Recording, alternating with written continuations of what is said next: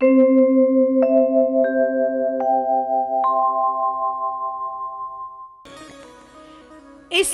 काल यवन का उद्धार प्रभु ने मुचकुंद जी के हाथ से करवाया। छिपते छिपाते प्रभु द्वारिका में पहुंच गए और अब एक नई नगरी का निर्माण हुआ, नई लीला का प्रारंभ हुआ। भगवान की द्वारिका लीला का प्रारंभ हुआ है। और जब दशम स्कंद का उत्तरार्ध आया, द्वारिकाधीश भगवान की कथाओं की चर्चा आई, तो वहां पर अब भगवान के विवाह उत्सव का, उस कथा का दर्शन वर्णन आया है।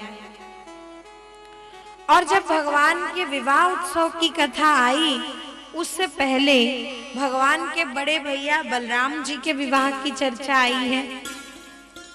बलराम जी का विवाह हुआ रैवत राजा की कन्या रेवती के साथ। रैवत राजा कौन है? तो उनका परिचय ये है कि समुद्र के जिस द्वीप पर भगवान ने द्वारिका नगर का निर्माण किया है, तो वो जो द्वारिका नगरी जिस भूमि पर बनी है, वो द्वीप, वो टापू, वो रैवत राजा की संपत्ति है। इन्होंने भगवान को द्वारिका नगर बसाने के लिए वो दिया है। तो प्रभु वहां पर आए, वहां निवास किया और साथ ही साथ बलराम जी के साथ अपनी कन्या रेवती जी का विवाह भी किया। और जब बलराम जी का विवाह हो गया, तो अब रही भगवान श्री कृष्ण के विवाह उत्सव की चर्चा। तो 16,108 विवाह हमारे प्रभु के संपन्न हुए। उसमें से जो पहले विवाह की कथा है, वो आई है जब आदि शक्ति महालक्ष्मी का प्रागट्य विदर्भ नगर की राजकुमारी के रूप में हुआ, भीष्मक राजा की बेटी के रूप में। तो सबसे पहले भगवान का विवाह रुक्मिणी जी के साथ हुआ है। वो भी सबसे पहले भगवान ने रुक्मिणी हरण किया है, उसके बाद विवाह उत्सव संपन्न हुआ है। और उस विवाह उत्सव का कथा प्रसंग सुखदेव जी बड़ा मधुर कहते हैं। उन्होंने सबसे पहले परिचय दिया भीष्मक राजा, उनके राज्य का, कि राजासीत् भीष्मको नाम विदर्भाधिपतिर्महान्, तस्य पंचा भवन पुत्रा कन्यैका च वरानना। रुक्मिणी जी के रूप में महालक्ष्मी का ही प्रागट्य विदर्भ देश की राजकुमारी के रूप में हुआ है। भीष्मक राजा हैं, उनकी कन्या। भीष्मक राजा के जो पुत्र हैं, उनका नाम है, बड़े पुत्र का नाम है रुक्मी, फिर एक है रुक्मबाहु, फिर एक है रुक्मकेश, एक है रुक्ममाली और एक है रुक्मरथ, और एक कन्या है जिनका नाम है रुक्मणी। तो जब रुक्मणी जी के विवाह की चर्चा आई, तो भीष्मक राजा के मन में तो एक ही बात थी कि मेरी कन्या का विवाह द्वारिकाधीश श्री कृष्ण से हो। और उन्होंने ऐसा विचार करके द्वारिका में विवाह का प्रस्ताव भी भेज दिया। और जब द्वारिका में विवाह प्रस्ताव गया, सब लोग बस विचार ही कर रहे थे कि यहाँ पर रुक्मी ने, जो भीष्मक राजा का पुत्र है, उसने अपने घर में विद्रोह खड़ा कर दिया। उसने अपने पिता से कहा कि क्या सोच के आपने द्वारिका में विवाह प्रस्ताव भेजा? क्या हम अपनी बहन का विवाह उस गाय चराने वाले कृष्ण से करेंगे? उसमें गुण क्या है? उसकी संपत्ति क्या है? छिपता छिपाता हुआ यहाँ द्वारिका में रह रहा है। हम कभी भी कृष्ण से रुक्मिणी का विवाह नहीं करेंगे। और ये जो रुक्मी है, ये बेचारा डर के मारे ऐसा कर रहा है। ये शिशुपाल, जरासंध, इन लोगों की गैंग का मेंबर है, पर ऐसा इसलिए कर रहा है क्योंकि ये डरा हुआ है। बात असल में ये है कि ये जो जरासंध है, शिशुपाल है, दंतवक्र है, ये सब लोग जो है ना, इनका अपना एक टेररिस्ट ग्रुप है। मान लीजिए भागवत में इन सब का अपना एक टेररिस्ट ग्रुप है, और ये लोगों का एक ही काम है कि किसी भी राजा के राज्य पर सेना लेके, सैनिक लेके चढ़ाई कर देना, आक्रमण कर देना, उसकी संपत्ति, राज्य सब छीन लेना, और कुछ नहीं करता ये जरासंध। इसने ऐसा कर करके कई राजाओं को बंदी बनाया है। और ये जो रुक्मी है वो इन लोगों से डरता है, क्योंकि इसका राज्य छोटा है, उतना बड़ा है नहीं। इसको मालूम है कि अगर मैं इन लोगों के साथ नहीं रहा तो ये मुझे भी बंदी बना लेंगे, तो डर के मारे ये इन लोगों के साथ है। और इसको अब एक ही कार्य चाहिए कि अगर मेरे को मेरा राज्य सुरक्षित करना है तो मैं अपनी बहन का विवाह शिशुपाल से कर दूं। तो एक शर्त के ऊपर इसने अपने पिता से कहा कि जो कृष्ण स्वयं ही जरासंध से बच के और दूसरे जगह पे आके रह रहा है, वो हमारी रक्षा कैसे कर पाएगा। इसलिए रुक्मिणी का विवाह शिशुपाल से होना चाहिए। और उसने पूरे घर में विरोध करके और शिशुपाल के पास विवाह का प्रस्ताव भेज दिया, और ये भी कह दिया कि जल्दी से जल्दी विवाह संपन्न हो जाना चाहिए। इधर शिशुपाल सब तैयारी करके और विदर्भ नगर में पहुंच गया। सब विवाह की तैयारियां होने लगी। उधर भगवान के पास कोई दोबारा सूचना गई ही नहीं। तो क्या हो सकता है, अब शिशुपाल के साथ रुक्मिणी जी के विवाह की सब तैयारियां शुरू हो गई।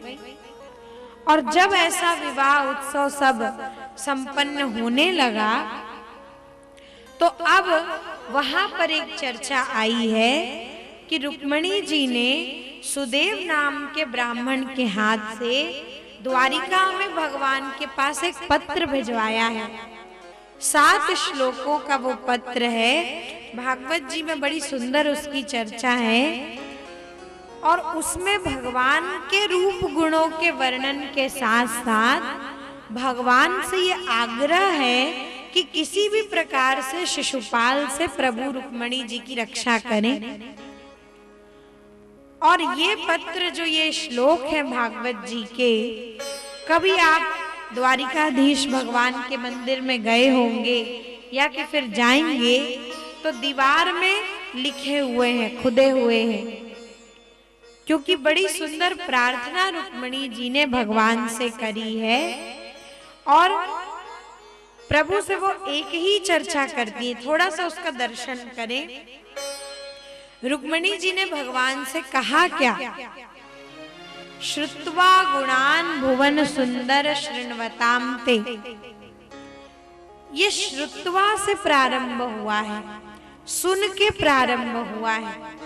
देखा जाए तो यहाँ पर कथा की महिमा का भी बड़ा वर्णन है।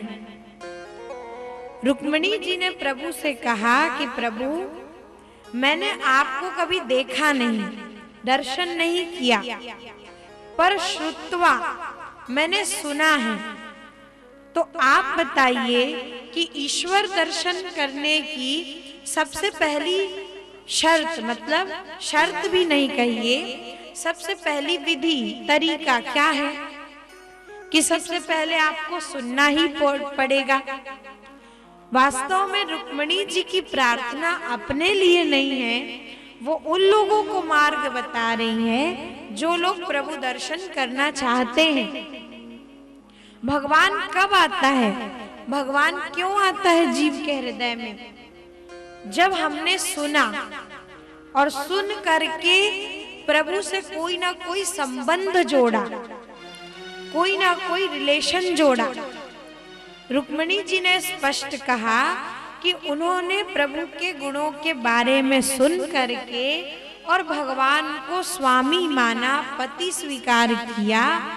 हम लोग भगवान के बारे में सुन तो लेते हैं, कथाओं को सुन तो लेते हैं, पर कथाओं को सुनने के बाद भी कोई कार्य इसलिए नहीं होता क्योंकि परमात्मा से कोई संबंध नहीं जुड़ा। और फिर भगवान तो ये कहते हैं कि भगवान से कोई भी संबंध जोड़े तो भगवान हर प्रकार के संबंध का निर्वाह करते हैं। छोटा हो, बड़ा हो, स्वामी हो, सेवक हो, सखा हो, किसी भी प्रकार का संबंध भगवान से जोड़ा जाए तो भगवान आते हैं। मतलब सबसे पहले आपको भगवान की जब भक्ति करना है, भक्ति मतलब डिवोशन, आपको डिवोशन चाहिए, तो भक्ति कैसे प्रारंभ होगी?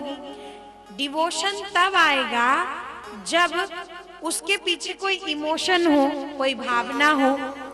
और इमोशन कब क्रिएट होगा? जब कोई रिलेशन हो।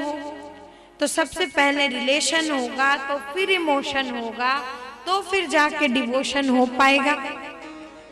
और तब then you will called devotee, तो भक्त बनेंगे। तो सुनना बहुत जरूरी है, सुन करके गुनना, मतलब भगवान से उस प्रकार का संबंध जोड़ना बहुत जरूरी है। कई बार तो संत लोग ये भी कहते हैं कि रावण जैसे व्यक्ति ने शत्रु का संबंध जोड़ा तो भगवान ने उसका भी निर्वाह किया।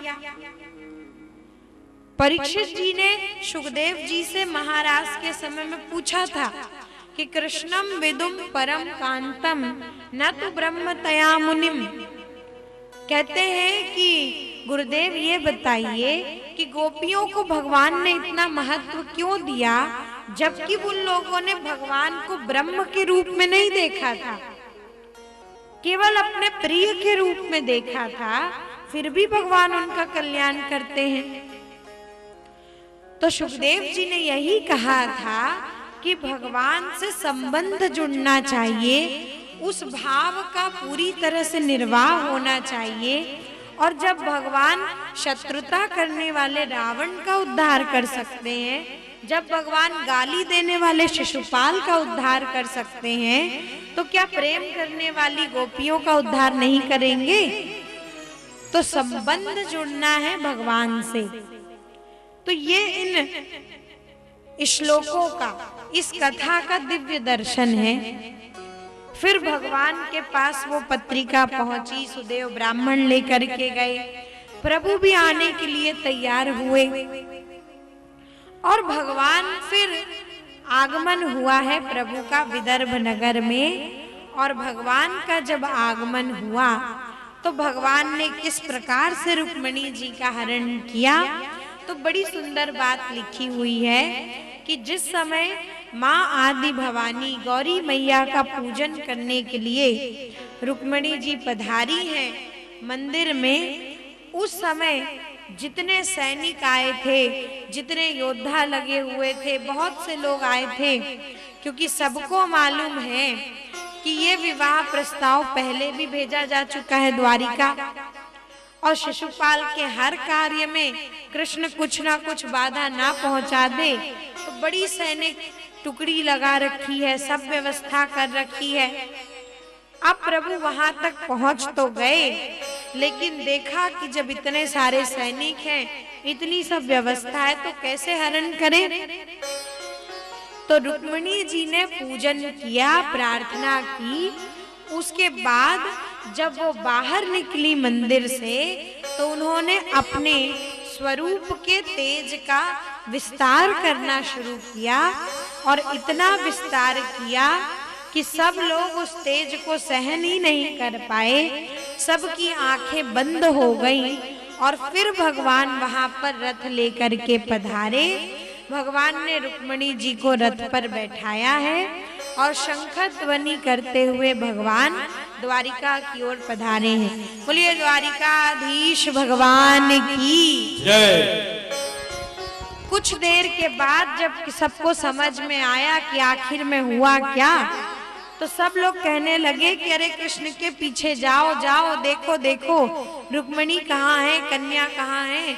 सब ने देखा कि कन्या तो है ही नहीं, और यहाँ पर कृष्ण के शंख की ध्वनि हुई है, तो सब समझ गए कि क्या हुआ। अब और कोई तो हिम्मत नहीं कर सका, पर ये रुक्मी भगवान से युद्ध करने चला, पीछे पीछे रथ लेकर के भागा।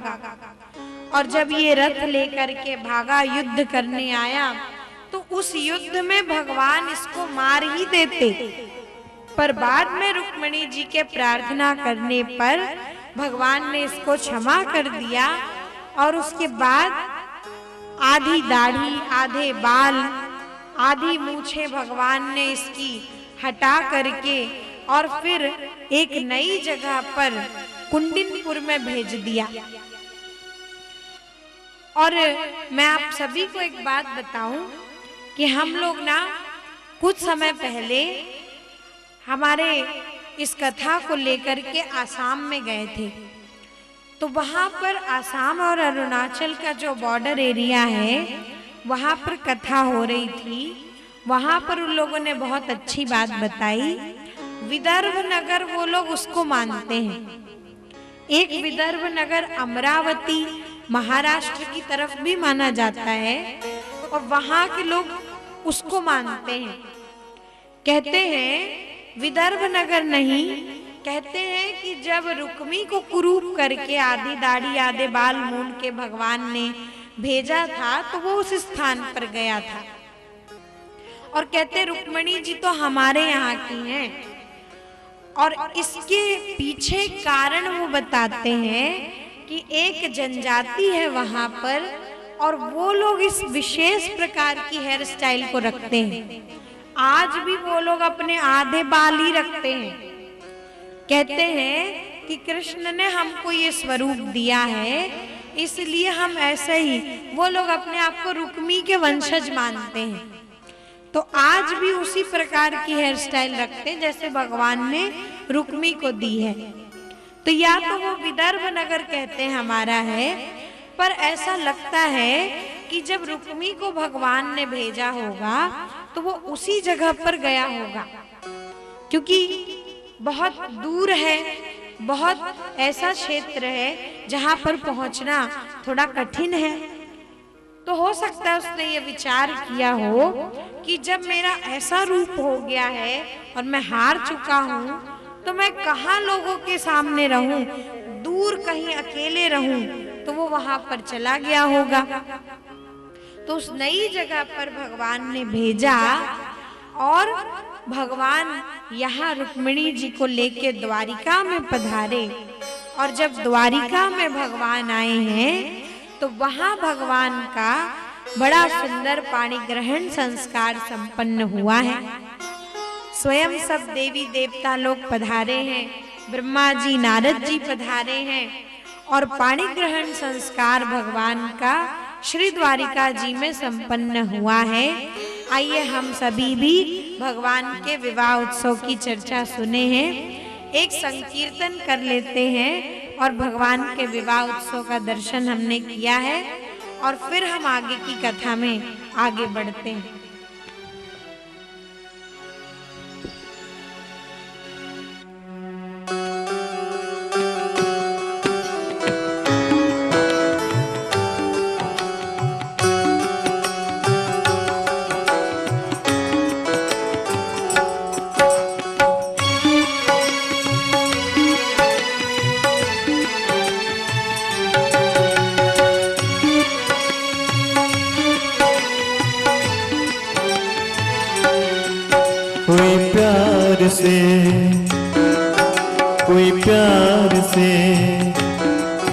कोई प्यार से मेरे शाम को सजा ले, गजब हो जाएगा, गजब हो जाएगा, गजब हो जाएगा।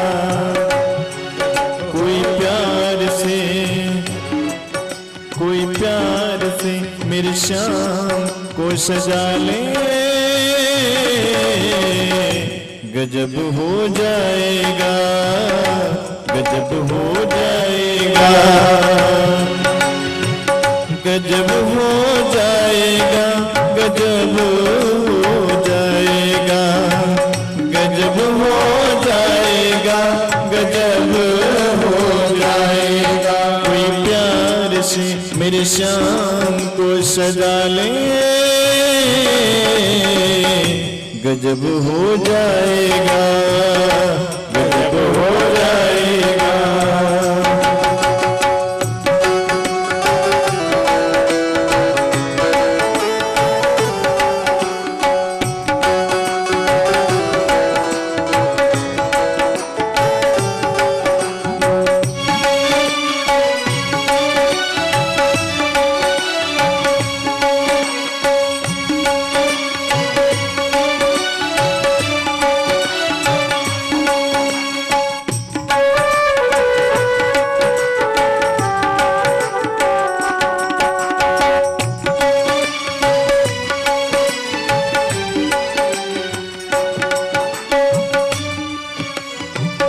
गंगा जल से इन्हें नहलाओ, सारे जमाने का इत्र लगाओ। गंगा जल से इन्हें नहलाओ, सारे जमाने का इत्र लगाओ। गंगा जल से इन्हें नहलाओ, सारे जमाने का इत्र लगाओ, इत्र लगाओ। फिर रंग बसंती चोला पहना ले, गजब हो जाएगा, गजब हो जाएगा। कोई प्यार से, कोई प्यार से मेरे श्याम को सजा ले, गजब हो जाएगा, गजब हो जाएगा।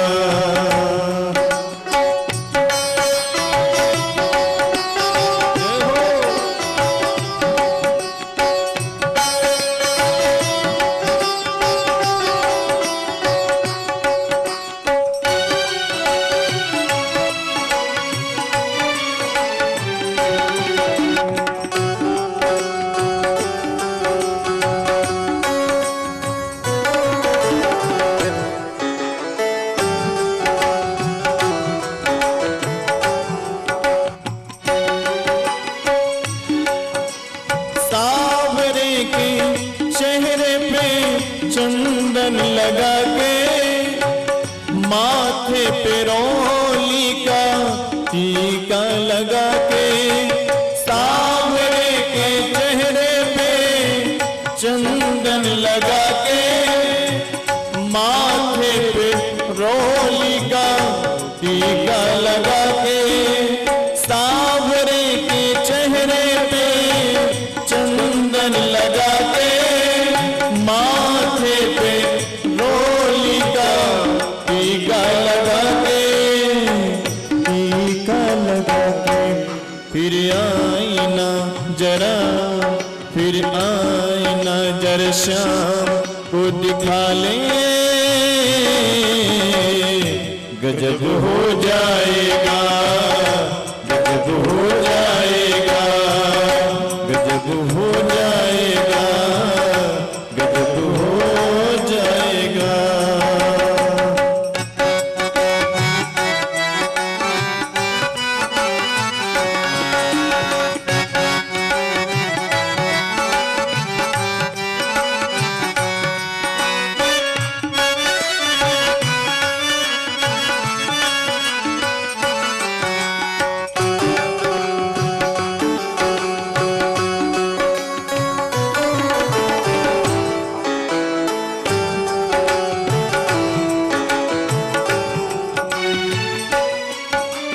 कानों में कुंडल वैजंती माला, दूल्हा लागे हैं नंद जी को लाला।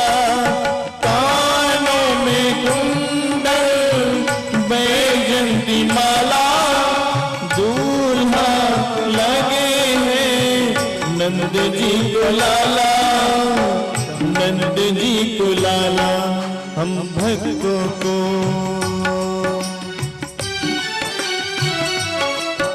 हम भक्तों को बराती संग बना ले,